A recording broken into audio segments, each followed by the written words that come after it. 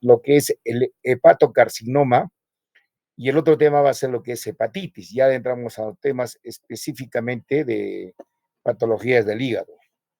En esta oportunidad vamos a hablar de lo que es el hepatocarcinoma. El hepatocarcinoma, como sabemos nosotros,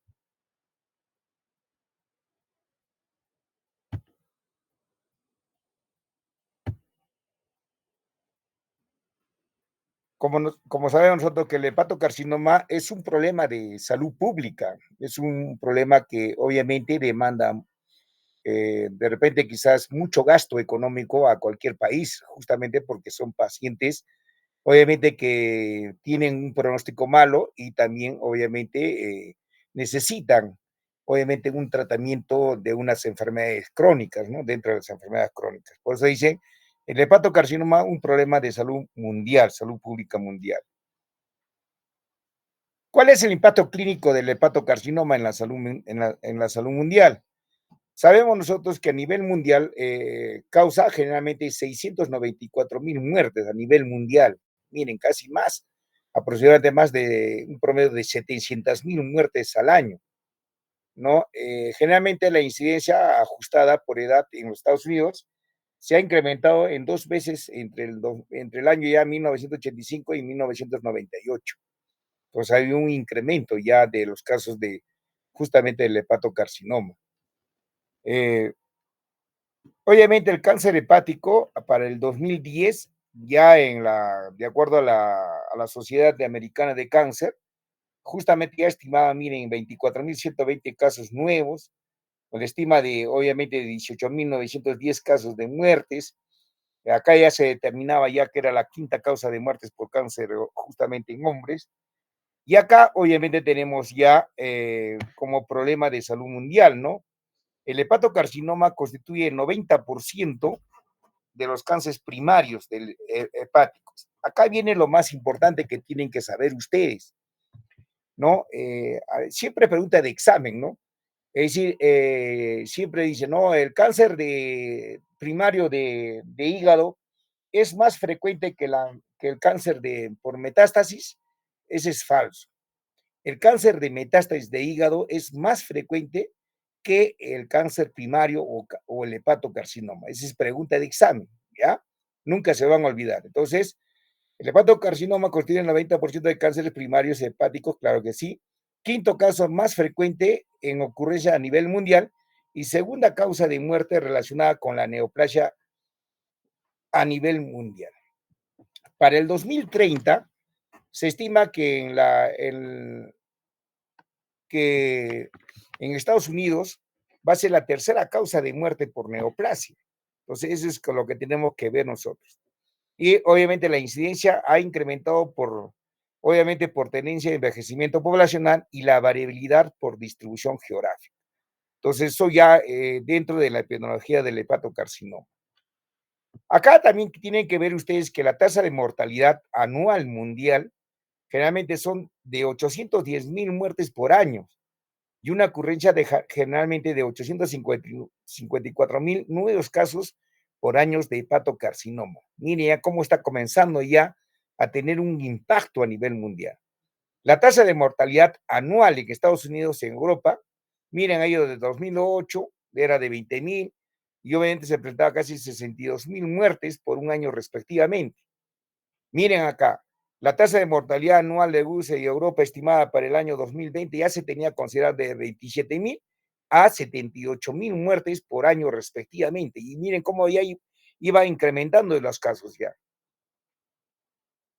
Ahora, justamente que la incidencia del hepatocarcinoma se determina como una quinta neoplasia más frecuente en varones y la sexta causa en mujeres, alrededor obviamente de 1 millón de defunciones al año, justamente para nuestra época, en 2023, 2024. 1 millón de defunciones al año, miren.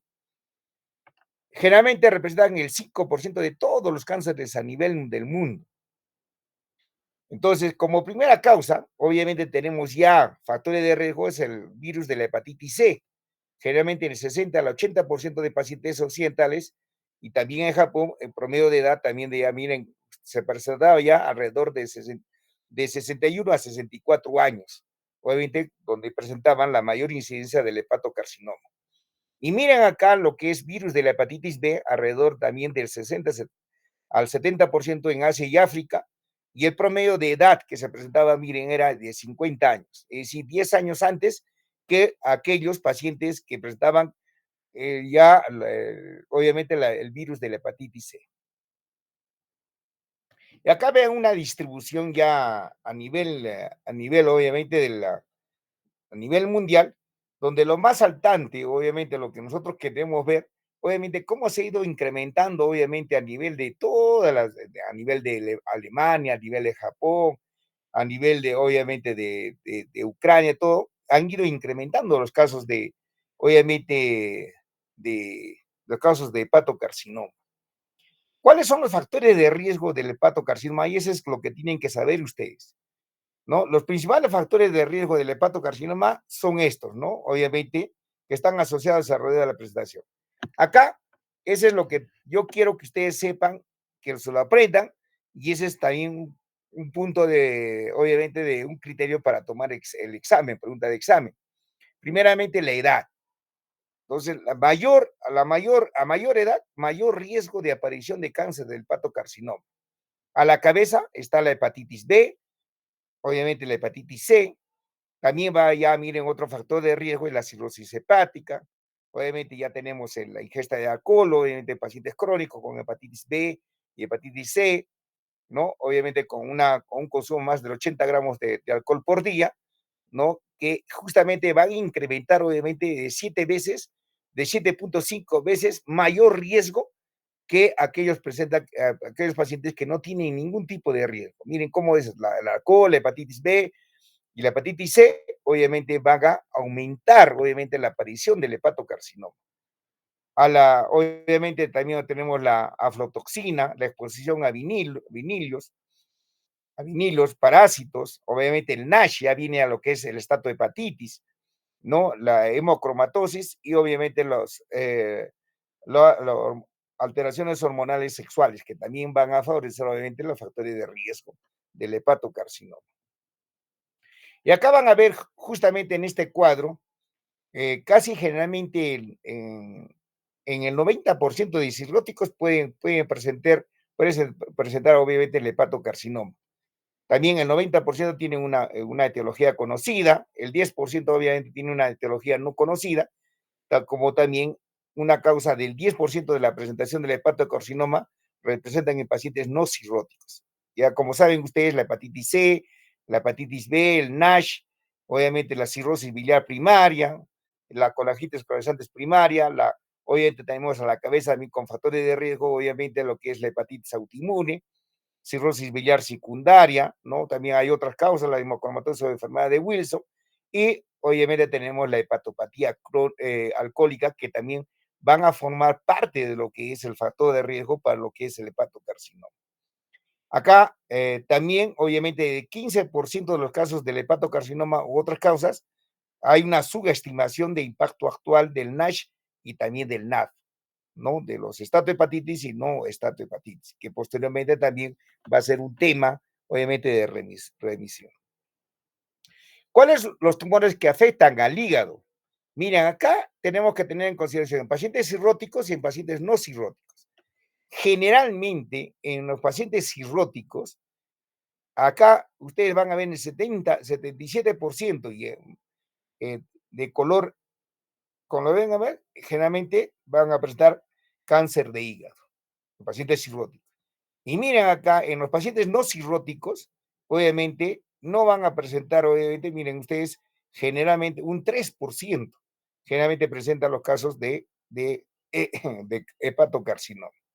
Entonces, y eso es lo que tienen que ver ustedes, ¿no? Ahora también, por ejemplo, el 10%, en pacientes cirróticos pueden presentar tumores gastrointestinales, pueden presentar el 7%, obviamente, tumores de pulmón, y uno genitales, obviamente, en el 3%, y obviamente ahí puede haber tumores misceláneos, obviamente, en el 3% de pacientes cirróticos, ¿no? En pacientes no cirróticos, generalmente, miren ustedes, el 40 y 45% presentan tumores gastrointestinales. Entonces, lo que nosotros tenemos que ver, y en un 3% solamente el hepatocarcinoma, ¿no? Que tenemos que tener en consideración. Generalmente, acá lo que quiero que ustedes sepan, alumnos, generalmente se dice que la presentación del cáncer de hígado, hasta de repente quizás en estadios avanzados, son asintomáticos, no hay dolor. ¿Ya? Entonces ya cuando piensan que cosa, ya exageradamente el tumor ha crecido, obviamente cuando hay compromiso a nivel de los conductos, obviamente, y el paciente presenta coloración amarilla, obviamente presenta ya una tumoración más dura a nivel del hipocondrio derecho, ya nosotros estamos ya en consideración de establecer, obviamente, de que sí este paciente está acusado con cuadro de un hepatocarcinoma. ¿Cuáles son los signos y síntomas que presentan el hepatocarcinoma? Pueden ser inespecíficos los síntomas, ¿no? Ictericia, miren, dolor abdominal, obviamente puede haber encefalopatía hepática, miren, puede haber hemorragia digestiva y obviamente como hemos avanzado, masa palpable en hipocondrio derecho, ya en estadios muy, muy avanzados. El hepatocarcinoma o cáncer hepático, también tenían, miren acá, una presentación, un estudio, obviamente en la Universidad de Pittsburgh, de 547 pacientes, miren acá, generalmente asintomáticos, miren, 129 pacientes asintomáticos. Dolor abdominal, 219. Anemia, obviamente, 84, obviamente, algunas de pérdida de peso, debilidad, cansancio, todo, ya mira cómo van disminuyendo. Pero generalmente lo que se mira acá es el dolor abdominal, ¿no? Ese es lo más importante, como primero en todos los pacientes, casi en el 40%, y mire, son asintomáticos alrededor del 24% de los casos que pueden presentar, obviamente, el hepatocarcinoma. Y acá la secuencia de transformación maligna, obviamente, miren acá, un hígado normal, tiene obviamente factores predisponentes, obviamente tenemos hepatitis C, hepatitis B, el alcohol, obviamente el NASH, obviamente esto nos va a producir la cirrosis hepática. La cirrosis hepática nos va a conllevar a presentar nódulos displásicos, va a haber alteraciones tanto epigenéticas, alteraciones genéticas, y obviamente con esto, con todo este antecedente, obviamente ya claramente va a aparecer obviamente lo que es el hepatocarcinoma. Puntos blancos potenciales, obviamente tenemos el estrés, obviamente factores de crecimiento, pérdida como obviamente del ciclo celular, y obviamente también acá vienen los oncogenes virales, obviamente antígenos carcinogénicos que también van a ayudar obviamente a la secuencia de la transformación maligna. Pero esta es la secuencia, ¿no? De hígado normal a lo hepatocarcinoma. Y obviamente tenemos que siempre realizar, obviamente, el screening, ¿no? Justamente, ¿y cómo lo realizamos el screening para un hepatocarcinoma? Obviamente, realizamos primero una ecografía abdominal, ¿no? Y obviamente hacemos ya una titulación o obviamente una orden para hacer marcadores tumorales. A la cabeza es el alfa-fetoproteína, ¿no? Cada 6 meses en pacientes con alto riesgo del hepatocarcinoma. Obviamente, esto nos favorece o ha disminuido casi generalmente el 37% de la mortalidad. Con este screening, ecografía abdominal y el alfa-fetoproteína. También tenemos, ¿qué cosa? La ecografía abdominal, obviamente la alfa-fetoproteína cada 6 a 12 meses en pacientes con cirrosis o fibrosis hepática avanzada, independientemente, ¿no? De la causa, ¿no? Que también obviamente tenemos que hacer un seguimiento. ¿En quieres hacer el seguimiento o el screening del hepatocarcinoma? Como ustedes saben, tienen que saber, varones asiáticos portadores de virus de la hepatitis B, mayores de 40 años, que es obviamente tener mucho presente, en mujeres asiáticas portadoras del virus de la hepatitis B, mayores de 50 años. Miren, en los dos casos también, ¿no? Portadores de virus de la hepatitis B con historia familiar del hepatocarcinoma, en africanos noramericanos negros con antecedente del virus de la hepatitis B, ¿no? En pacientes cirróticos por virus de la hepatitis B, en hepatitis C con cirrosis, en cirrosis biliar primaria en estadio 4, en pacientes con hemocromatosis genética y obviamente cirrosis hepática, déficit de alfa 1 antitripsina y otra vez la cirrosis hepática, otras cirrosis hepática, y generalmente el 80% de pacientes con hepatocarcinoma tienen cirrosis hepática de fondo. Miren, el 80%. Entonces, eso es lo que tienen que saber ustedes, alumnos. El diagnóstico para el hepatocarcinoma es la ecografía a la cabeza, ¿no? Es un examen de primera línea, obviamente, donde van a ver ustedes acá en este gráfico, obviamente miren cómo se encuentra cómo se saca una ecografía y cómo capta, obviamente, la tumoración del hepatocarcinoma, ¿no? ¿No? Una imagen ecográficamente puede ser hipocoica, isoecoica o hiperecoica, ¿no? Y generalmente se le atribuye una sensibilidad, miren, a la ecografía una sensibilidad del 60% y una especificidad para el diagnóstico del hepatocarcinoma del 97%. ¿Nos ayuda bastante? Claro que sí, la ecografía nos ayuda bastante para el diagnóstico del hepatocarcinoma. Acá la tomografía computarizada abdominal. Van a ver ustedes, miren acá, ¿no? Este es el hígado y van a ver, miren las tumoraciones que se presentan, ¿no? La sensibilidad generalmente del 68% y la especificidad del 93%. Puede, ¿no? Obviamente la hiperintensidad en fase arterial con hipointensidad en fase portal y venosa. Y generalmente permite el diagnóstico de tumores mayores de 2 centímetros. Acá ustedes van a ver que generalmente se pide la tomografía computarizada abdominal y generalmente es el examen de elección para lo que es el hepatocarcinoma. Es el hepatocarcinoma, ¿ya? Por eso dice, ¿no? Tomografía computarizada abdominal en fase arterial o fase venosa. Entonces ya tienen que saber ustedes que se está pidiendo esto como prioridad para identificar los tumores del hepatocarcinoma mayores de 2 centímetros. Ahora, en los pacientes con cáncer de hígado, menos vascularizado, menor de 2 centímetros, la dificultad diagnóstica puede ser mayor. Entonces, miren ustedes que cómo nos ayuda, obviamente, la tomografía abdominal en tumores mayores de 2 centímetros. Y acá vean ustedes, miren acá, ¿no? Unas flechas, obviamente la metástasis y los tumores de hígado. Acá también la resonancia magnética se le atribuye una sensibilidad, miren, ya del 81% y una especificidad del 85%. Y miren ustedes ya cómo se observa la tumoración, obviamente, del hígado.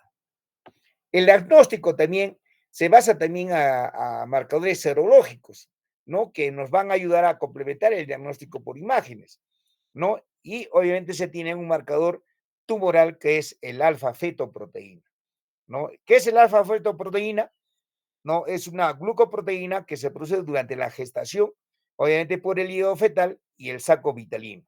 Su elevación, obviamente, en la edad adulta sugiere la presencia de tumores de origen gonadal, puede producir también marcadores de hepatopatía crónica o hepatocarcinoma.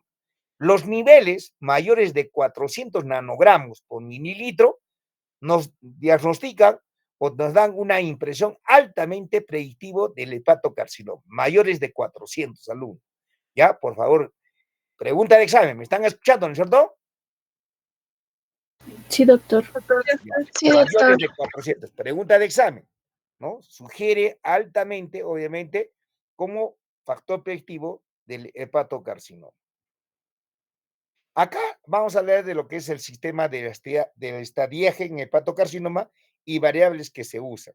Obviamente hay diferentes criterios, ¿no?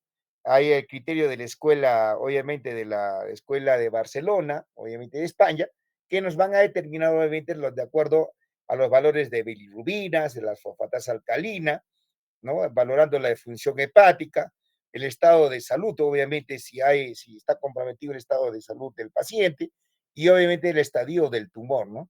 Obviamente teniendo los factores del alfa-fetoproteína, si hay trombosis de la vena porta, ¿no? Y obviamente sus valores, ¿no? Y justamente lo que nos diagnostican, más que todos los criterios de Barcelona y los criterios de Milán, que generalmente se usa o a veces en lo que es el hepatocarcinoma y se pregunta de examen, justamente nos determinan el tamaño del tumor, justamente también el número de nódulos y también la trombosis de vena porta. Entonces, eso es para que ustedes sepan y para que ustedes de repente tienen que tener en consideración los criterios de Milán y los criterios de Barcelona, ¿no? ¿Qué me determina? Obviamente el tamaño del tumor, número de nódulos y obviamente si hay trombosis de la vena porta. Y acá también tenemos obviamente lo que es el sistema de esteaje del hepatocarcinoma, también como hemos mencionado. Miren acá, obviamente, en el estadio, obviamente, 5, obviamente criterios hay, ¿no? Lo que es el tamaño, ¿no? Tanto lo que es categoría A, B, C, D, obviamente, en el D ya cuando encontramos un estadio terminal del hepatocarcinoma, ¿no? Y acá obviamente en el TNM también, que nos ayuda bastante, nos determina 3 estadios, y obviamente también ya estadios muy avanzados, el estadio ya 3 y 4, ¿no? Que tenemos que tener mucha referencia. Y acá también viene, miren ustedes, en lo que es el sistema de Chaipú. Tanto se utiliza también como los criterios para lo que es cirrosis hepática, como también nos ayuda bastante para definir el manejo, obviamente, lo que es el hepatocarcinoma, ¿no?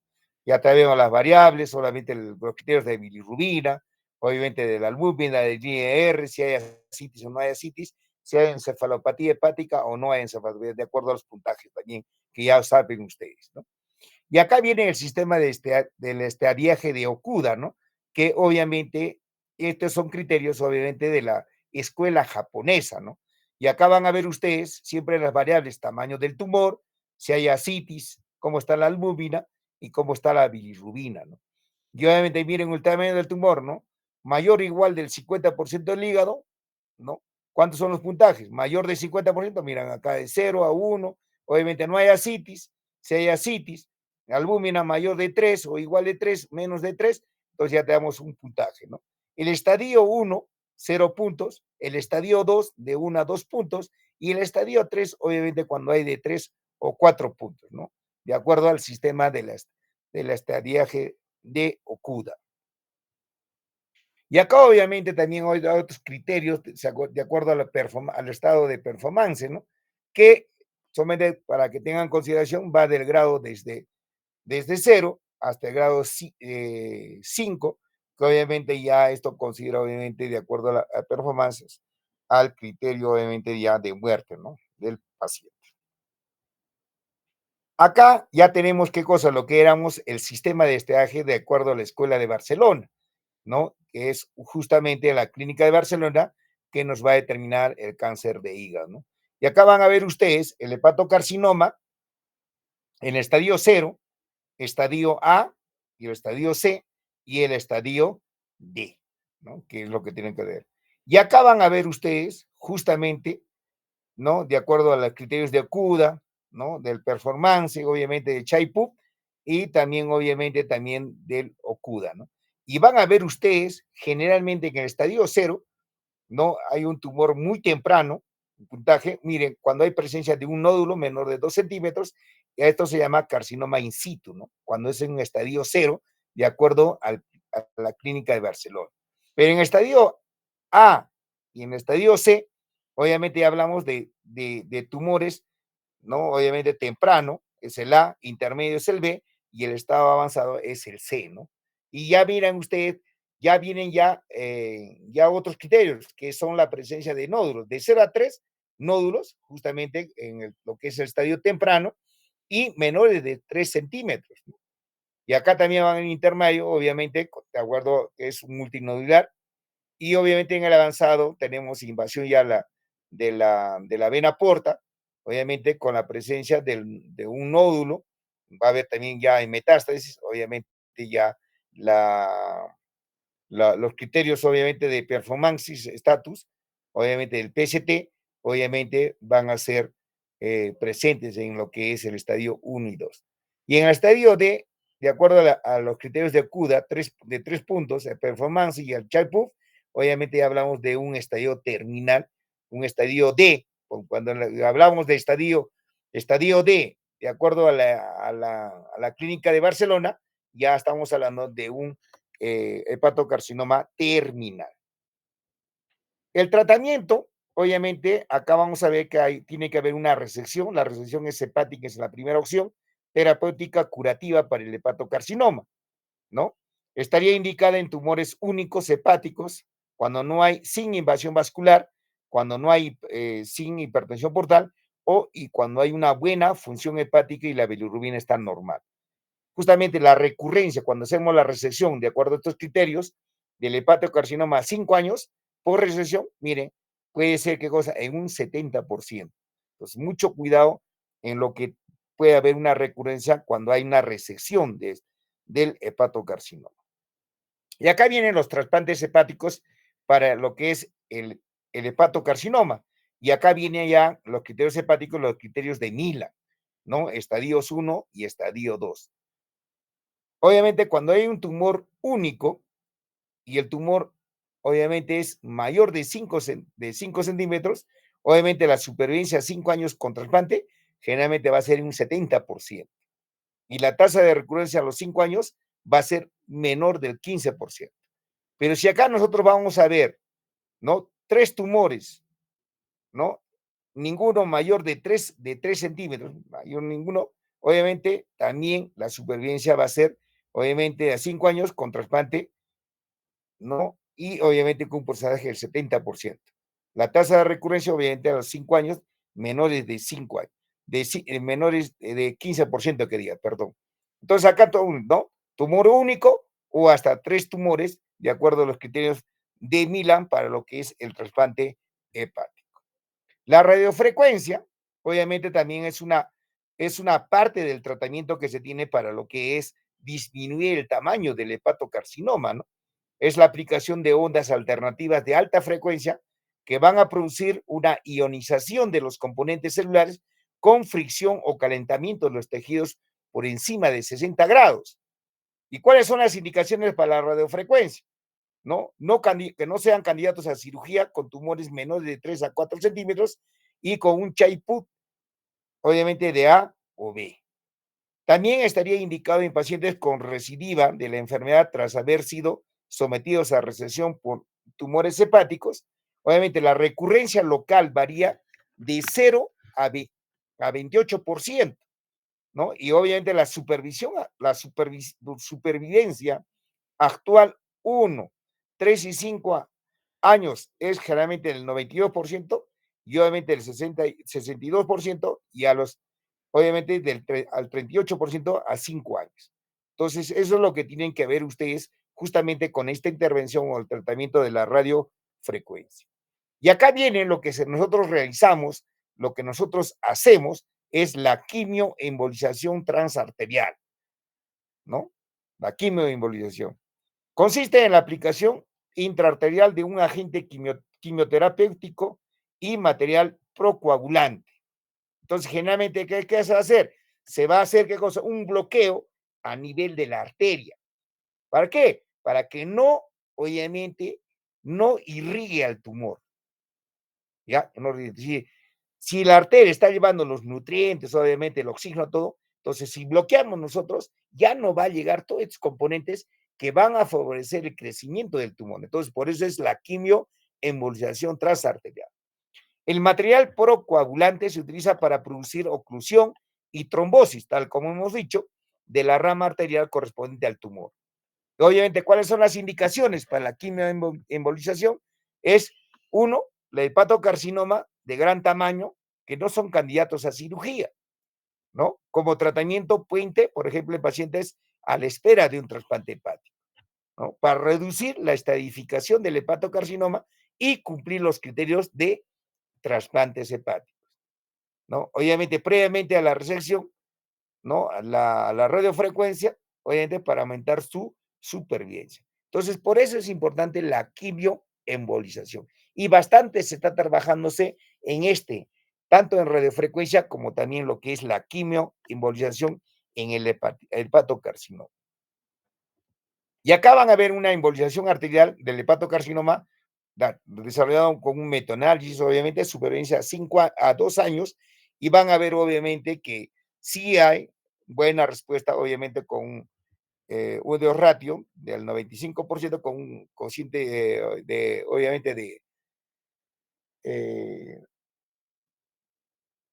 con un intervalo de coeficiente, obviamente, también que es alto, ¿no? Generalmente van a ver ustedes que generalmente favorece al tratamiento o favorece al control, ¿no? Generalmente, cuando nosotros realizamos la embolización, obviamente nos va a favorecer como tratamiento, obviamente, la embolización arterial del hepatocarcinoma. Y acá van a ver ustedes ya el tratamiento médico, obviamente con quimioterapias, obviamente, que tenemos el sorafenib, que es un inhibidor multiquinasa de bajo peso molecular y de gran biodisponibilidad que se administra por vía oral. Sus acciones fundamentales son reducir, obviamente, la angiogenesis y, obviamente, enlentecer la proliferación celular del tumor. Tiene en los pacientes que reciben el sorafenib, obviamente la supervivencia mediana es alrededor de 10.7 meses y 11 meses como promedio, ¿no? Y esta es la historia natural del hepatocarcinoma no resecable, ¿no? Y este es un estudio que se ha hecho de 102 pacientes cirróticos con hepatocarcinomas no resecables y solamente habían recibido tratamiento sintomático. La medida de supervivencia fue de 17 meses, con un rango entre un mes y 60 meses. Y miren ustedes la supervivencia a un año, 54%. La supervivencia a 2 años, 40%. Miren la supervivencia a 3 años, 28%. Miren cómo va reduciendo, obviamente, si el tumor no es resecable. El pronóstico, obviamente, se basa en la estadía que hemos hablado, a la clínica de Barcelona y, obviamente, al tratamiento que se está indicándose. La sobrevida en pacientes con hepatocarcinoma, sabemos acá, miren ustedes, la supervivencia global, ¿no? Una mediana mayor de 36 meses, una mediana de 16 meses o una mediana, obviamente, de 6 meses, entre 4 a 8 meses, ¿no? Con terapias curativas, obviamente, mayor de 60 meses, con quimioembolización, obviamente, cuando hay de trance arterial, con un promedio de 20 meses, y con sorafenib, obviamente, tenemos de 10.7 meses. Todo lo que hemos nosotros determinado, obviamente, de acuerdo a la sobrevida en pacientes con hepatocarcinoma y debido también a la terapia que se pueda utilizar, obviamente, en estos pacientes. ¿Y cómo va a ser la vigilancia? Obviamente, la vigilancia generalmente son las medidas de mayor impacto, costo efectivo, que aseguren una mejor sobrevida de los pacientes con relación a la presentación del hepatocarcinoma, ¿no? Y obviamente, como van a ver ustedes, que el análisis de las decisiones y los modelos de la rentabilidad sugieren que una intervención se considere rentable si proporciona una esperanza de vida, ¿no?, adecuada, un aumento al menos de 3 meses con un costo por debajo del umbral establecido, ¿no? Hay criterios convencionalmente, el umbral adoptado por la mayoría de las agencias en las últimas 2 décadas, ¿no? Han sido, miren, un ahorro hasta de casi generalmente de 50.000 euros por cada año de vida, ¿no?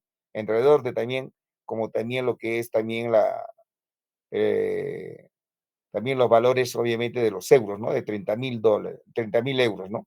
Ahorrando por años de por vida también, por vida de paciente. Los estudios de costo-efectividad indican que una incidencia, ¿no?, de 1.5% en un año no justificará la vigilancia del hepatocarcinoma en pacientes con cirrosis. Y acá, obviamente, la vigilancia tenemos que hacer una vigilancia activa para una detección temprana, que es el éxito, ¿no? Una población de riesgo también que tenemos que identificar. ¿Y qué hacemos después cuando identificamos una vigilancia activa para detección temprana y de población en riesgo? ¿No? Aplicamos los métodos recomendados, ¿no? Obviamente la ultrasonografía de abdomen. Podemos también hacer, de acuerdo a intervalos de tiempo, recomendaciones de 6 meses, y obviamente es una eficacia de la medida, ¿no?, que nosotros tenemos que desarrollar. Por eso dice, la vigilancia y la búsqueda activa para una detección temprana, que hacer una intervención oportuna que impacte favorablemente en la sobrevida de los pacientes. Es lo que nosotros debemos realizar en lo que es la vigilancia en pacientes, obviamente, que tienen altamente riesgo de tener hepatocarcinoma. Y acá van a ver ustedes cómo ha ido la disminución de la sobrevida, ¿no?, del hepatocarcinoma, ¿no? Cuando hay una vigilancia y detección temprana, grupos de población de riesgo, pacientes con cirrosis, pacientes no cirróticos, las intervenciones terapéuticas curativas, podemos hacer de acuerdo a las intervenciones terapéuticas paliativas y obviamente ya generalmente aplicando en el estadio terminal, obviamente ya aplicamos en los pacientes con estadio D, ¿no? De acuerdo a la escuela de Barcelona. Y acá podemos encontrar terapias curativas, ¿no?, y terapias paliativas. La fase diagnóstica del hepatocarcinoma ¿no? ¿Cómo establecer el diagnóstico de un hepatocarcinoma? Tenemos que realizar, ¿qué cosa? Obviamente una búsqueda activa, ¿no? De acuerdo a un diagnóstico presuntivo, ¿no? Y de tipo imagenológico o también de histopatológico, ¿no? Y acá utilizamos tamaño de la lesión, número de lesiones, volumen tumoral, trombosis tumoral portal, ¿no? Podemos desarrollar la ultrasonografía, la tomografía contrastada, dinámico mejorado. Por eso te dicen que acá también, como conocida la tomografía computarizada, también nosotros podemos pedir un estudio que es la tomografía trifásica, ¿no? Ya, eso es lo que nosotros vamos a ver. Y obviamente la resonancia magnética contrastada con galodimio y obviamente con contraste del hepático específico, ¿no? El primo bis.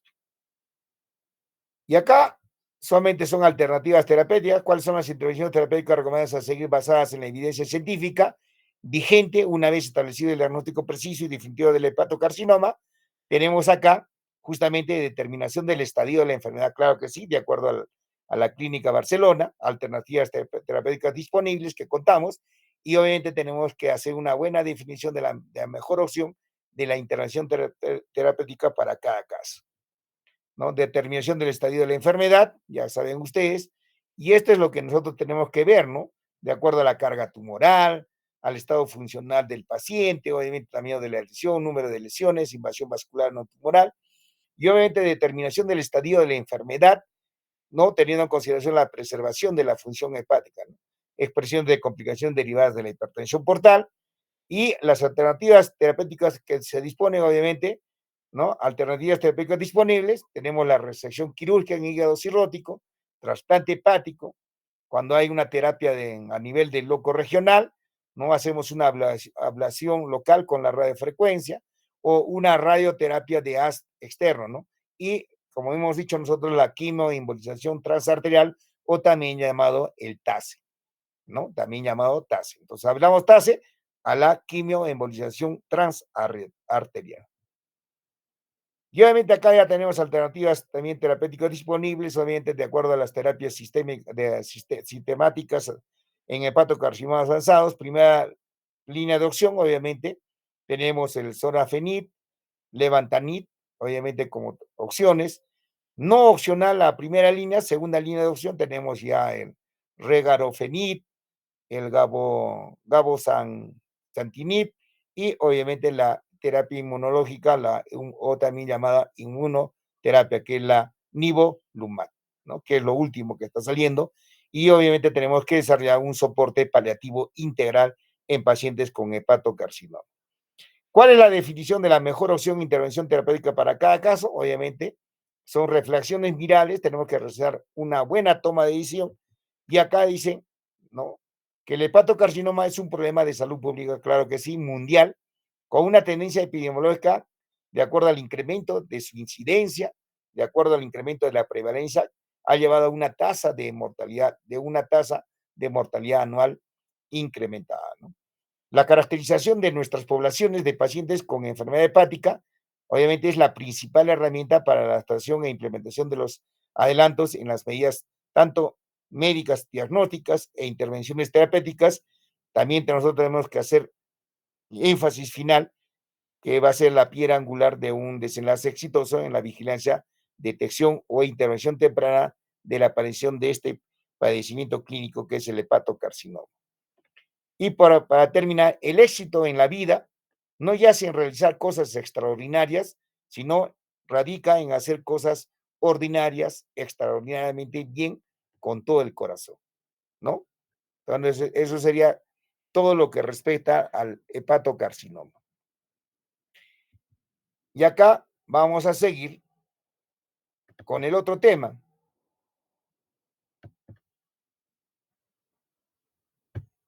ya que es la hepatitis. ¿Están viendo alumnos, no? Sí, Sí, doctor, doctor. sí se ve.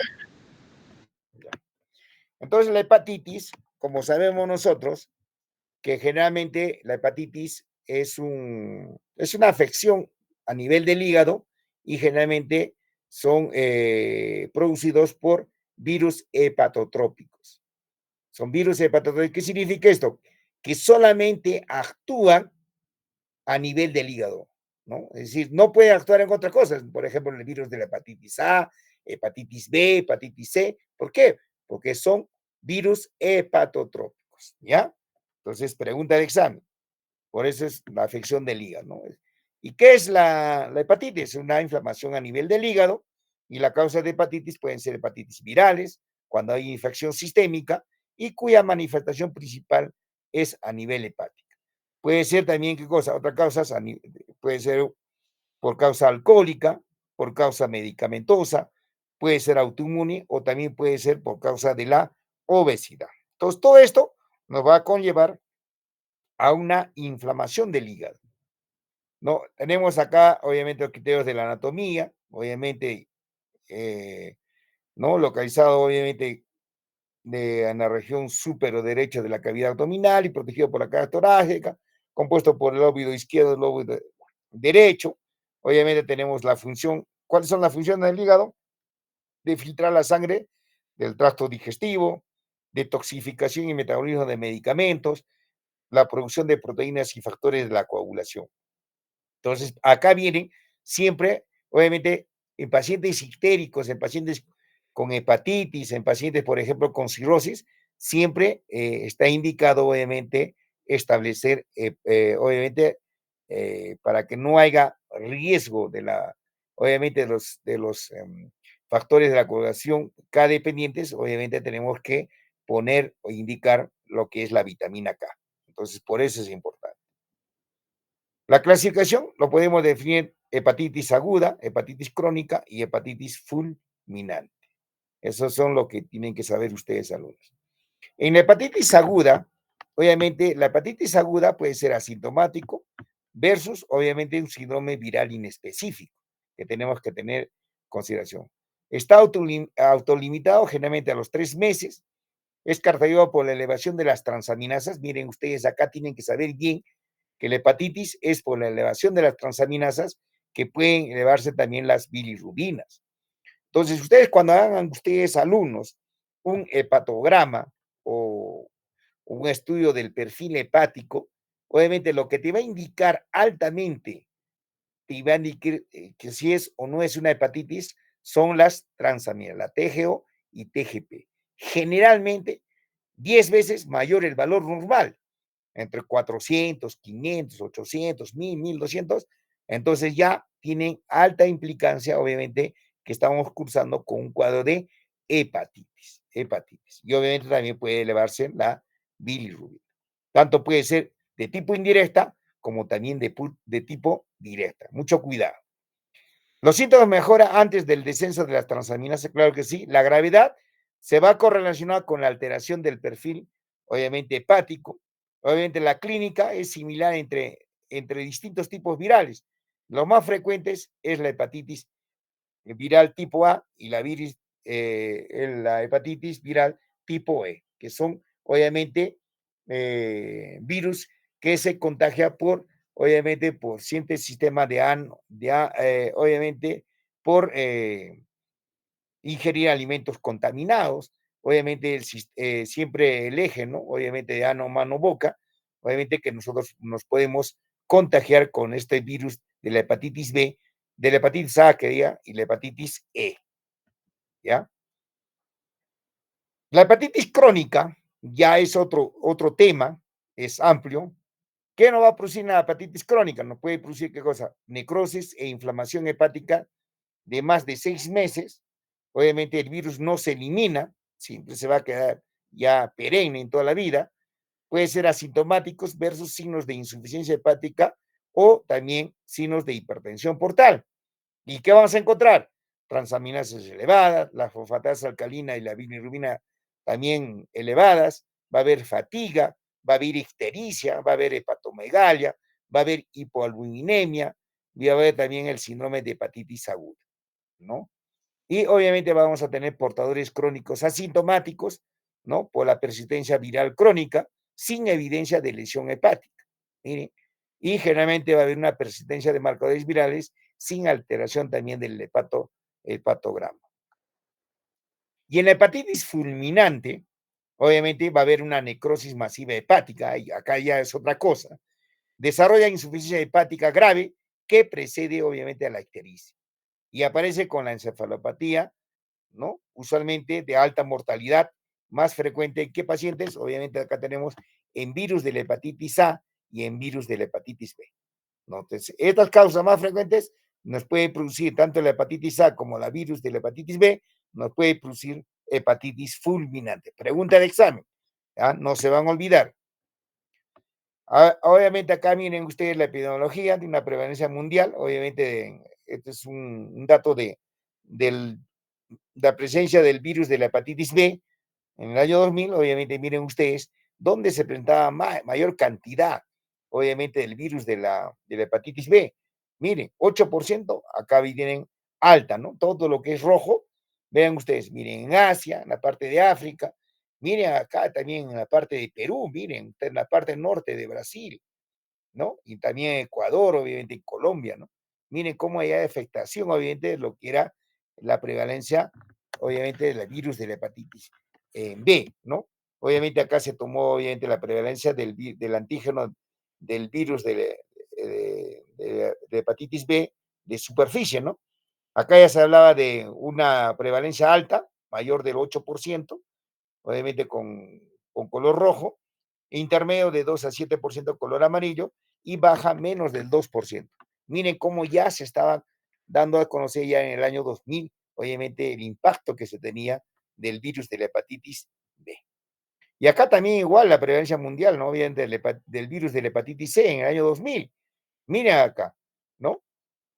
Menos del 1%, mira todo lo que vean ustedes acá.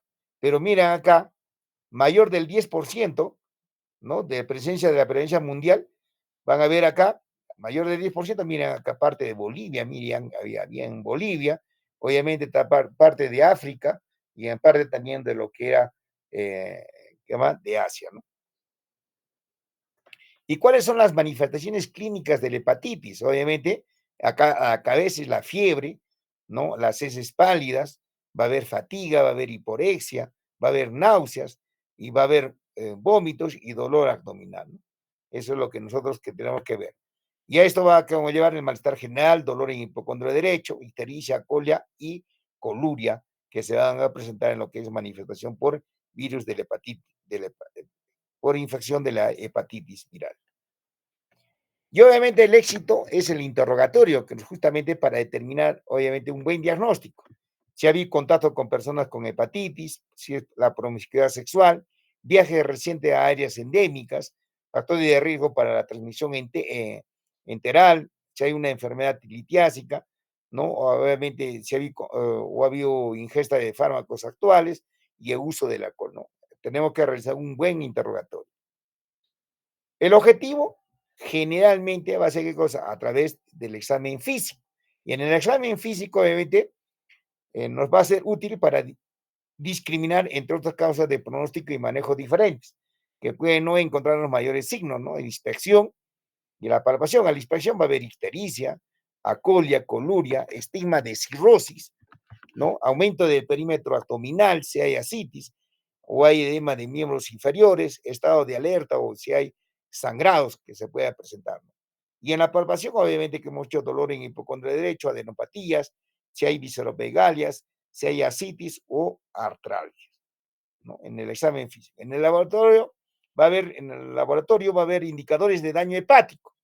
¿Y cuáles son? Pregunta de examen. Indicadores de daño hepático. La TGO, TGP, la LDL y la fosfatasa sacarina, que me van a ayudar obviamente para determinar el daño hepático. Pregunta de examen. ¿Y alumnos me están entendiendo, no es cierto? Sí, doctor. Ya, ese es indicador de daño hepático, indicadores. ¿Y cuáles son los indicadores de función hepática? De función hepática. Va a haber, ¿quién me indica? La bilirrubina total, la bilirrubina directa, la albúmina y el tiempo de protomina. Me indica qué cosa, la función hepática, ¿ya? Y estos son los rangos, obviamente, de lo que es la prueba, ¿no? De la TGO, TGP, LDH, la fosfatasa alcalina, la bilirrubina, la albúmina y el tiempo de protomina, ¿no? Y sus rangos de titulación. Y acá van a ver ustedes, obviamente, el laboratorio, obviamente, lo que son la interpretación serológica de la hepatitis viral aguda. acá es lo que yo quiero que ustedes sepan, que ustedes siempre, siempre lo repasen diario, diario, porque esta es pregunta de examen, ¿no? En una hepatitis aguda de tipo A, obviamente, miren lo que se pide. Justamente es el antivirus de la hepatitis A, inmunoglobulina M. Si me indica positivo, positivo, obviamente estamos dentro de una enfermedad de la hepatitis A aguda, ¿ya? Entonces, eso es lo que me, inmunoglobulina M. Si me sale con inmunoglobulina G positivo para anti para virus de la hepatitis B, eso me está indicando obviamente que sí ha tenido el paciente virus de la hepatitis A, pero ya es de memoria, ha sido pasado. Por eso es importante, ¿ya? ¿Me están escuchando alumnos, no es cierto? Sí, doctor. Ya, acá viene también lo que es la hepatitis tipo B cuando es en fase aguda. ¿Qué tengo que encontrar? Obviamente los marcadores, la interpretación, obviamente el antígeno de superficie para virus de la hepatitis B positivo, ¿no? Y otro criterio es obviamente el anticori inmunoglobulina E. Si yo tengo esta titulación, me salen positivas, estoy frente a un cuadro de una hepatitis B aguda. Si solamente yo tengo, ¿qué cosa? El antígeno de superficie para virus de hepatitis B positivo, también estoy frente a una hepatitis aguda de tipo B. Y acá también, otro criterio. Si yo tengo el anticori inmunoglobulina M positivo, también me indica virus de la hepatitis o hepatitis en fase aguda tipo B. ¿Ya? Entonces, este es un criterio que ustedes tienen que saber y esta es pregunta de examen que tienen que repasar. Y acá van a ver ustedes una superinfección para virus de la hepatitis D, o si hay una confección para virus de la coinfección para virus de la hepatitis D, o también si es obviamente una hepatitis C o una hepatitis E aguda. Es igual los criterios, ¿no? ¿No? Si sale el antígeno si el antígeno, me sale el antígeno de superficie para hepatitis B positivo, ¿no? Y también me sale, ¿qué cosa? El antivirus de la hepatitis D, inmunoglobulina M, ya obviamente estamos hablando de una hepatitis tipo D de infectado, ¿no? Entonces, todo lo que es inmunoglobulina M, que es una nomotecnia, todo me indica fase aguda, fase, obviamente, enfermedad aguda activa. Y alumnos no se van a olvidar. Y obviamente, pues miren acá, en el virus de la hepatitis E aguda, obviamente va a salir ¿qué cosa?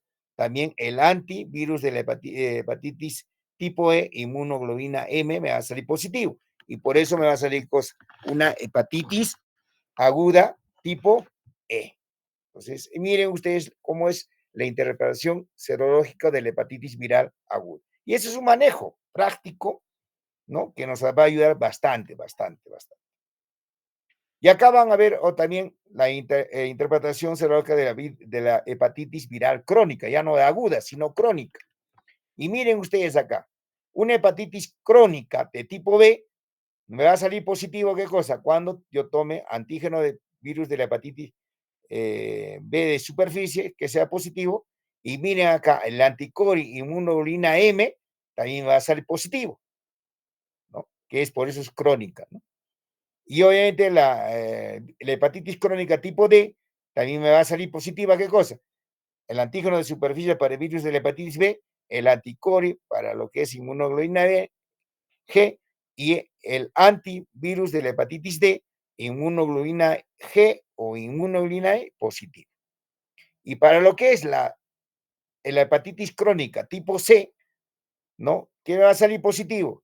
Me va a salir el antivirus de la hepatitis C, inmunoglobulina G positivo. Entonces, esto hablamos de lo que es la interpretación serológica de la hepatitis viral crónica. No se van a olvidar, alumnos, lo repasan 3, 4, 5 veces. Y esto va a ser óptimo o les va a servir para cualquier tipo, cuando ustedes vengan al paciente y le solicitan los diferentes exámenes, ya van a saber su interpretación y un buen manejo y un buen diagnóstico de estos pacientes. El análisis, obviamente, lo hacemos a través si es debido a un secundarismo a fármacos, generalmente quienes te producen, obviamente, a veces cuadros de hepatitis o hepatopatías, el acetaminofén, anfi, antimíficos de fenilalanina, tetraciclinas, mira, el alfa metildopa, ¿no? También vienen el sulfametazol, trimetropin, valproato, eritromicina o también algunos compuestos anabólicos le van a producir, obviamente, cuadros de hepatitis. Tóxicos, obviamente el alcohol, drogas ilícitas, obviamente, ¿no? Por ingesta, tóxicos, o también puede haber elementos tóxicos ambientales o industriales, ¿no? Otros medicamentos, mecanismos, obviamente, que nos puede producir hepatitis, las colestasis, miren, la sepsis, la congestión, la isquemia, la invasión neoplásica o también un componente autoinmune. Todo esto nos puede conllevar qué cosa hacer un diagnóstico diferencial para lo que es la hepatitis. Y acá viene lo que es la hepatitis aguda cuando es sospecha o no hay sospecha, ¿no? Sospecho en qué cosa, en un paciente con malestar general, cuando hay dolorimiento en hipocondrio derecho, náuseas, ictericia. O también hay factores de riesgos epidemiológicos. Si hay ictericia, también puede ser qué cosa, pueden ser generalmente asintomáticos o pueden llevarse que un síndrome viral inespecífico con factores de riesgo epidemiológico. Acá en hepatitis crónica sospechoso, pacientes asintomáticos con antígeno de superficie para virus de la hepatitis B, ¿no? Puede tener, ¿qué cosa? Hemos dicho eh, vir, eh, virus de la hepatitis C o el hepatograma alterado con donación de sangre o exámenes de rutina, cuando haya factores de riesgo que se desean conocer de acuerdo a su estado serológico o cuando hay una etapa de vacunación que va a ser una prevención o indicar un tratamiento, ¿no? Hacer un seguimiento para el virus de la hepatitis B y obviamente para el virus de la hepatitis C aguda, ¿no? Y pacientes con síntomas de hepatitis crónica activa o persistente. Y esta es lo que es lo que es la primera presentación de lo que es la hepatitis A. Generalmente es debido a un virus no encapsulado, afecta solamente a primates, ¿no? Es resistente al frío, ¿no? También resistente a ácidos y también a detergentes, ¿no? Se inactiva obviamente, por el formaldehído y el cloro, ¿no? Que es la hepatitis A. Y generalmente es transmitido por la vía fecal oral, como hemos dicho nosotros, la infección de persona a persona, o agua contaminada o comida contaminada, o también tienen alta prevención en regiones con niveles deficientes de aseo, obviamente pacientes que no cuentan los servicios básicos, ¿no? No se asocia generalmente con enfermedad crónica, ¿no? Factores de riesgo. Miren acá, el virus de hepatitis A no se asocia con enfermedad crónica, pero sí te puede dar, ¿qué cosa? Una hepatitis fulminante. Fulminante. ¿Cuáles son los factores obviamente, de riesgo? Obviamente los de grupo HCH, ¿no? Obviamente viajes recientes o áreas endémicas, contactos sexuales, obviamente de cuidados con personas infectadas, contacto con comidas o agua contaminada. Acá, obviamente, la hepatitis A tiene una etapa de incubación de 15 a 50 días, ¿no? Desarrollo de síntomas, obviamente, cuáles son los síntomas clásicos de la hepatitis A. Va a haber fiebre, va a haber malestar general, va a haber náuseas, vómitos, molestias abdominales, va a haber ictericia, ¿no? Y generalmente vamos a encontrar una elevación de enzimas hepáticas, ¿no? Generalmente el 70% de niños menos de 6 meses son asintomáticos y obviamente va a presentar síntomas y alteraciones del perfiles hepáticos que se resuelven en 2 meses, ¿no? ¿No? Dentro de también va a haber signos físicos, va a haber hepatomegalia dolorosa, va a haber esplenomegalia y obviamente no ocurre infección crónica, como hemos mencionado anteriormente. Y obviamente la hepatitis A no hay medicación disponible, manejo de soporte, descanso, reposo.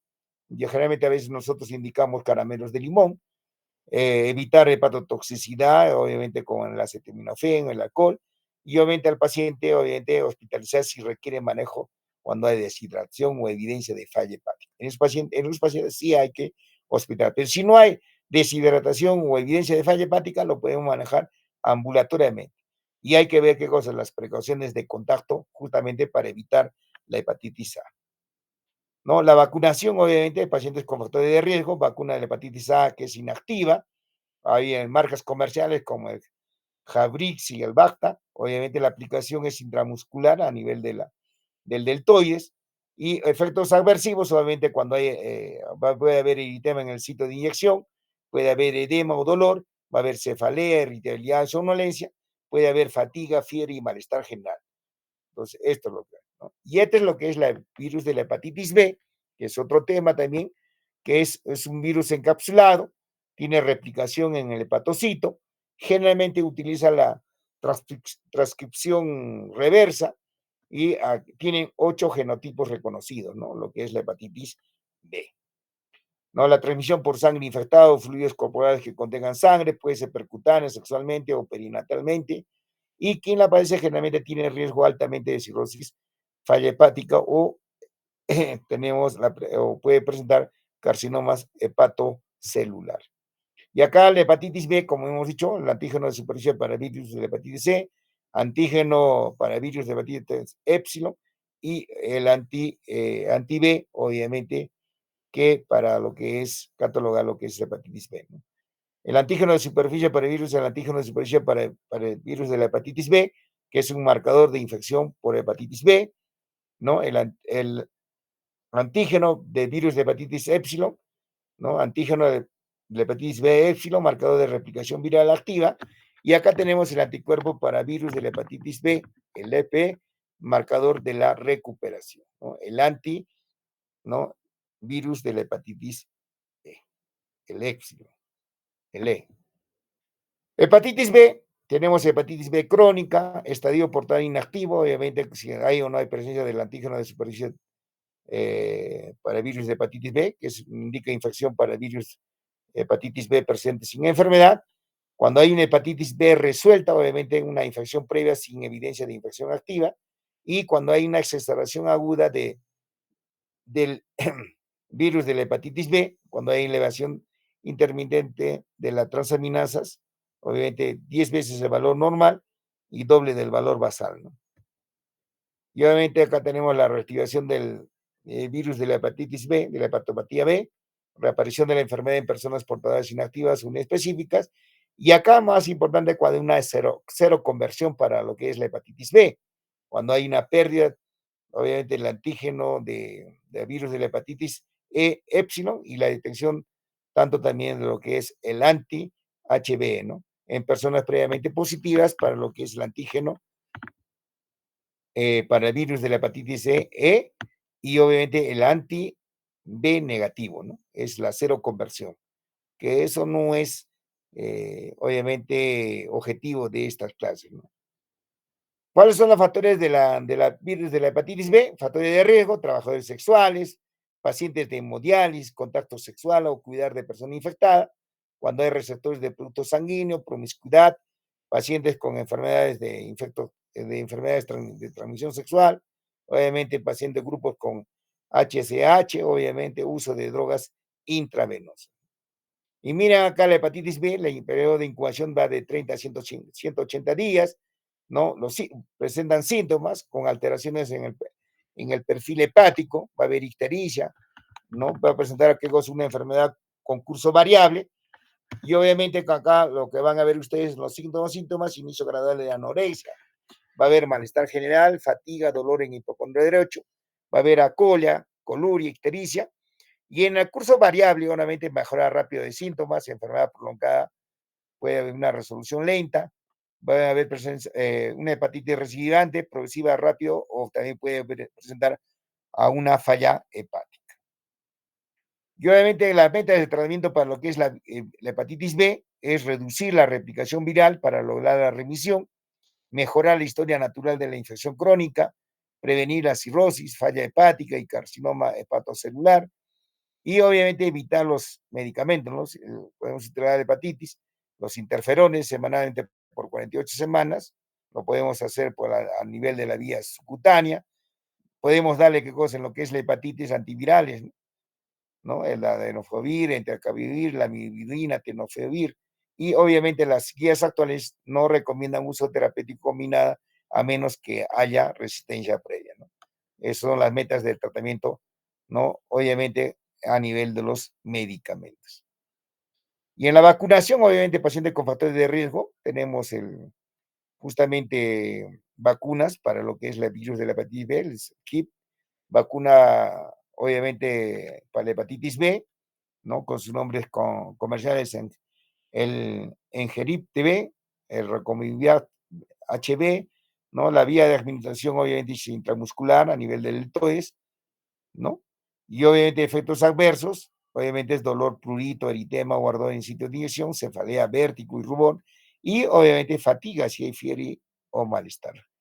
Y estas son fases de infección crónica por el virus de la hepatitis B que nosotros tenemos que saber, ¿no? Cuando hay inmunotolerancia, cuando hay hepatitis crónica, obviamente para lo que es positivo, ¿no? Obviamente cuando es negativo, portador inactivo para el virus de la hepatitis B, ¿no? ¿No? ¿Cómo me va a dar en la histología? ¿No? Cuando es normal, cuando hay cambios mínimos, y miren ustedes un portador inactivo del virus de la hepatitis B, obviamente la histología va a ser normal o puede haber una hepatitis residual, ¿no? Que es lo que tienen que saber ustedes. Y esta es la hepatitis C, que también virus de la RNA, se encuentra envuelto, ataca obviamente directamente al hepatocito, ¿no? Obviamente la transmisión, sangre contaminada por virus de la hepatitis C, debido a tatuajes, compartir afeitadores o agujas, o hay una transmisión nosocomial, ¿no? De paciente a paciente o accidental laboral, o trasplante de órganos previo antes del año 92, ¿no? Y las complicaciones que se puede presentar de desarrollo de la hepatitis crónica, miren, en el 70-75% de los pacientes, y cirrosis obviamente van a desarrollar en el 20 al 25% de los pacientes. No, una de las primeras causas mundiales de hepatitis crónica, cirrosis y cáncer hepático, principal causa de muerte por enfermedad hepática e indicación para trasplante hepático en Estados Unidos, y mayor parte de los pacientes son asintomáticos. Los síntomas que están asociados a hepatitis C generalmente son encefalopatía hepática, citis, sangrado varicial, ¿no? Manifestaciones extrahepáticas, puede haber artralgias, parestesias, mialgias, prurito, síndrome de Joronen, neuropatía sensorial también. Va a haber qué cosa, metas del tratamiento, alcanzar erradicación sostenida, obviamente, claro que sí, prevenir complicaciones y muerte por la infección, ¿no? Hay opciones terapéuticas, utilizamos el interferón, podemos utilizar inhibidores de la proteases y trasplantes hepáticos.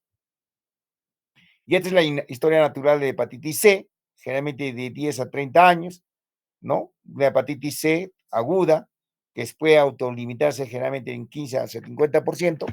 Si no se autolimita, nos lleva a la cronicidad, generalmente en 50 a 85%. Puede producir cosas, cirrosis hepática de 20 a 30%. Y se puede, si esto nos produce cirrosis, puede producir una descompensación de 6 a 10%, o producir, miren, en el paciente con cirrosis por hepatitis C, nos puede llevar, ¿qué cosa?, a un cáncer hepatocelular en 5 a 10%, y muerte en los dos casos, tanto por descompensación como carcinoma, hepatocarcinoma, nos puede llevar, ¿qué cosa?, una muerte en un 5 a 10% de los pacientes. Y entre la hepatitis C, obviamente, miren, todos las titulaciones de RBR, RBT, RFT, RBS, ¿no? Obviamente cuando hay una RBR, respuesta virológica rápida, ¿no? El RNA para el virus de hepatitis C es negativo al tratamiento a partir de las 4 semanas, y el RBT es una respuesta virológica temprana, ¿no? Con las titulaciones del RNA para virus de hepatitis C negativo al tratamiento la semana 12, y obviamente una respuesta al final del tratamiento, que es la RFT, cuando tienen un RNA para virus de hepatitis C negativo a la semana, generalmente 24 a 48 semanas del tratamiento, ¿no? Y obviamente la respuesta virológica sostenida, que es el RBS, que diga respuesta virológica sostenida, cuando tenemos, ¿qué cosa?, una titulación del virus de la hepatitis C negativo a las 24 semanas y luego al final del tratamiento, ¿no?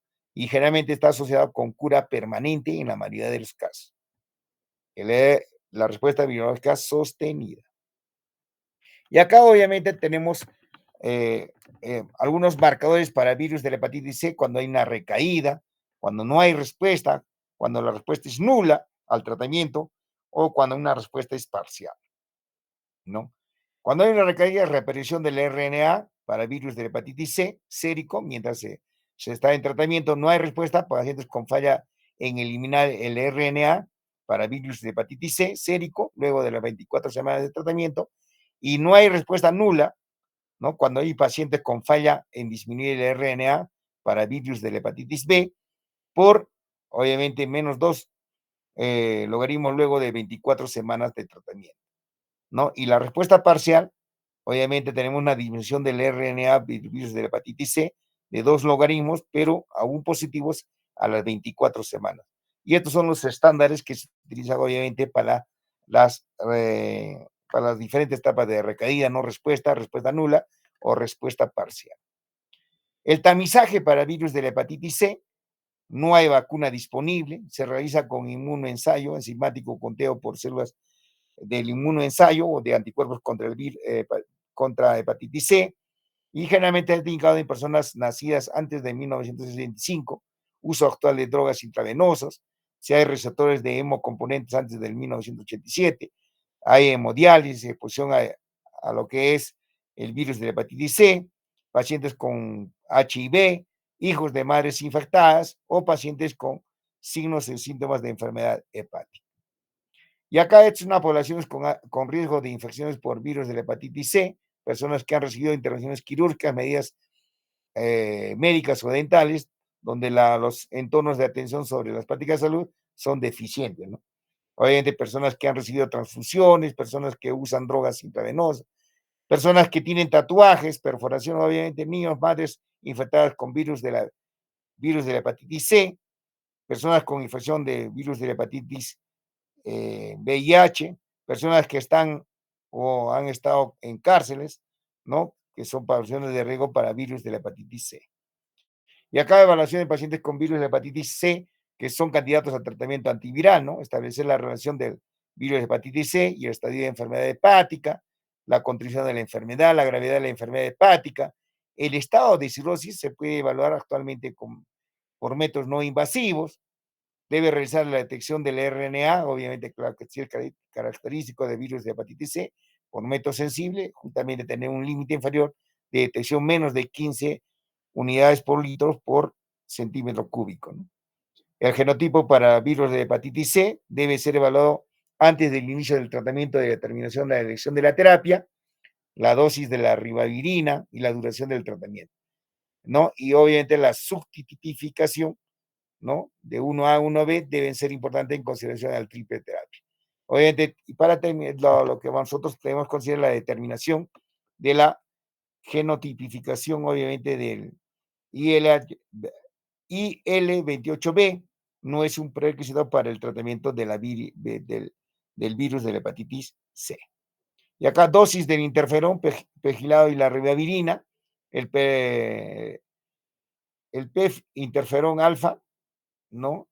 El Pegasis, obviamente de 100 microgramos una vez por semana, ribavirina, obviamente menos de 75 kilos, le podemos dar 1000 miligramos por día, mayor de 75, 1500, y el PET interferón alfa 2B, que es el Pectron, le podemos dar 1.5 microgramos por kilogramo una vez por semana, y la ribavirina, obviamente, también con sus criterios menos de 65 kilos, 800 miligramos, de 66 a 80 kilos, 1000 miligramos por día, y obviamente mayor de 105 kilos, 1400 miligramos por día.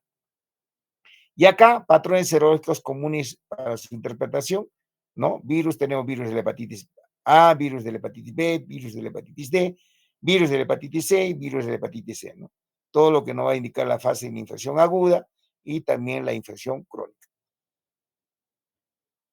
Abordaje del diagnóstico del paciente con hepatitis B, siempre tener, ¿qué más? La hepatitis A, siempre pedir lo primero es justamente la inmunoglobulina antivirus de la hepatitis C o también, ¿qué cosa? Virus de la hepatitis E aguda, ¿no? Y nosotros seguimos buscando, ¿no? Si hay coinfección, si hay desaparición espontánea del antígeno, obviamente para el virus de hepatitis C de core, ¿no?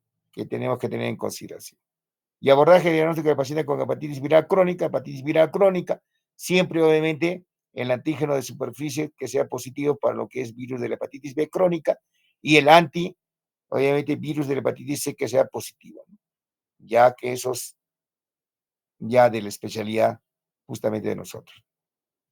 ¿Cuáles son las ventajas o intervenciones de la lamivudina o interferón en el tratamiento de la hepatitis crónica? Tanto lo que es virus de la hepatitis B o también el antígeno para virus de hepatitis B de envoltura o positivo, ¿no? La lamivudina y la interferón, miren ustedes, las ventajas, fácil de administración, excelente tolerabilidad. ¿Cuáles son los inconvenientes? La duración del tratamiento imprescindible, ¿no? Selección de resistencia, dudas sobre la estabilidad de la seroconversión, obviamente, de lo que hablamos en lo que es la hepatitis producida por virus de la hepatitis B, y el interferón, obviamente, la duración es corta, definida, no genera resistencias, nos puede dar que cosa una seroconversión estable, ¿no? La incomodidad de administración para los pacientes y efectos secundarios frecuentes. Y acá, para ya terminar, la hepatitis B, hepatitis D, que diga, es un pequeño virus RNA, tiene una membrana superficie tan igual que una virus de la hepatitis B, transmisión parenteral y sexual, daño directo del hepatocito, puede haber una coinfección con el virus de la hepatitis B, puede para la hepatitis D, que se adquieren juntos, ¿no? Puede haber una superinfección conjuntamente con virus de la hepatitis B, ¿no? Crónico y desarrollo más tarde de la infección, ¿no? El virus de la hepatitis B de evidencia presencial, hay que también hacer diferencia con el hepatitis de tipo D, ¿no? Porque cambia tratamiento para también de acuerdo a las dosis. Y esta es la hepatitis C, ¿no? También que es un virus de la RNA, ¿no? La transmisión es fecal oral, ¿no? Es endémica en India y Asia y África. La incubación es parecido a lo que es la virus de la hepatitis A, ¿no? Manifestación del patrón colistásico, mayor riesgo de enfermedad fulminante y generalmente se autolimita, obviamente no lleva a la cronicidad. Y la hepatitis G, obviamente ya que es el flavivirus, ¿no? Que es una transmisión hematógena, su aparición no altera el curso de los tratamientos y no se conoce bien si altera el curso de la enfermedad, tanto del virus de la hepatitis B como también de la hepatitis C. ¿Y cuál va a ser el rol del médico de familia? Obviamente para justamente enfrentar esto de lo que es la hepatitis, ¿no? Paciente con hepatitis se puede manejar ambulatoriamente, se hospitaliza si hay encefalopatía, si hay ascitis, si hay incapacidad para valerse por sí solo, si hay hipoglicemia, si hay hipoglucemia o alteración obviamente del tiempo de protomina, ¿no? Controles de laboratorio solamente de acuerdo a un perfiles hepáticos, pueden ser mensuales, o el manejo sintomático de las molestias asociadas, ¿no? Y conclusiones, obviamente, de este capítulo de la hepatitis. La hepatitis clínica es similar entre las diferentes etiologías. Hay que desarrollar una buena historia clínica, tiempo de evolución, el examen físico, mire, y factores de riesgo para guiar mi diagnóstico. ¿No? Tener un conocimiento bien del hepatograma es fundamental y obviamente tenemos que tener un manejo de soporte generalmente encaminado a reducir la progresión de las complicaciones tardías. Y eso sería todo con respecto a lo que es el cuadro, tanto lo que es hepatitis como el hepatocarcinoma. Entonces, alumnos, ya estamos entrando a la cuarta clase. Esperamos de repente quizás ya el día jueves a las 9 de la noche vamos a hacer clases a partir de las 9:30, de acuerdo también que nosotros vamos a coordinar con la delegada, porque yo voy a estar en la ciudad de Lima, pero de Lima vamos a hacer las clases. Por favor, quiero que ustedes nos apoyen. Esperemos de repente quizás culminar 6 temas en estas semanas y en la posterior semana terminar también 6 temas para completar los 12 temas y en la primera semana del mes de julio, de repente quizás ya estar tomando justamente para que den un buen examen y para que todos aprueben, obviamente, el curso de gastroenterología. Eso sería todo. Muchísimas gracias y los esperamos el día jueves. ¿Ya? Sí, doctor. Ya. Buenas noches. Buenas noches, doctor. Buenas noches, doctor.